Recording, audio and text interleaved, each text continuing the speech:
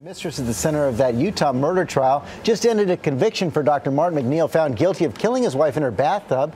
ABC Chief Legal Affairs anchor Dan Abrams spoke with Gypsy Willis, and he's here now. Good morning, Dan. Good morning, George. It was a circumstantial case based on love, betrayal, and lies. But a jury convicted after just one long evening of deliberation. And it may have come down to just one basic fact: that those jurors simply believed Martin MacNeill loved another woman so much that he needed his wife out of the picture completely. This is the woman prosecutors say Martin MacNeill killed his wife to be with, Gypsy Willis. I never believed that he was capable of such a thing. You don't believe that he killed Michelle? I really don't. The allegation was he loved you so much that he wanted his wife out of the picture so he could be with you. Martin had me anytime he wanted me. I have a really hard time accepting that as an idea.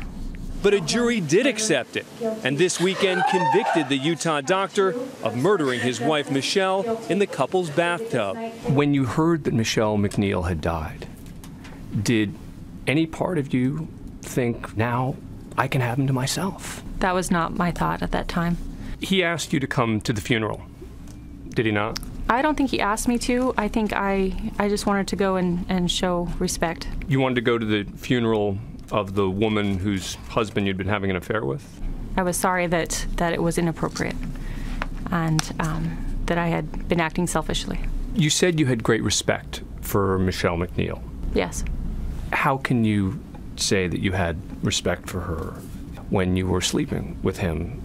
Martin's wife was his choice, and I cared for Martin, and so by association I had great respect for the other person that he would spend his life with. Did you start thinking to yourself, okay, well, now it's time for Martin and I to move forward in our relationship?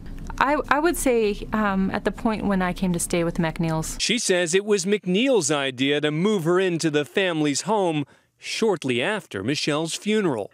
Did you ever think to yourself, this would be a terrible idea for me to come in and be the family nanny? Yes, I did. And did you say to him, Martin, no way, are you kidding me?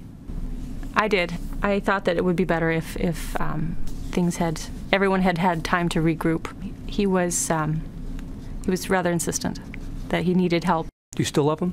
I care for him on a very, very deep soul level. I'm concerned about him. I hope he's well. He's a kindred spirit, and I loved him very, very much when we were together. If you had never met Martin MacNeill, do you think Michelle MacNeill would be alive today? I believe Michelle died of natural causes, and so I think that has no bearing on Michelle's life. So if you'd never met him, she'd still have died exactly the same way? I believe so.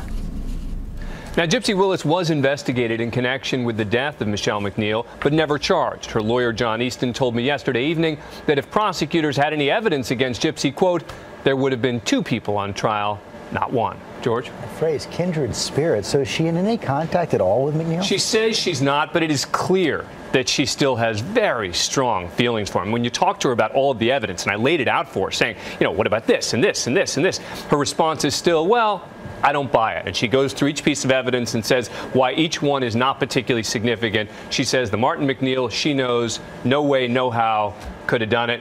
Obviously, a jury and a good amount of the American public disagree. Okay, Dan Abrams, thanks very much.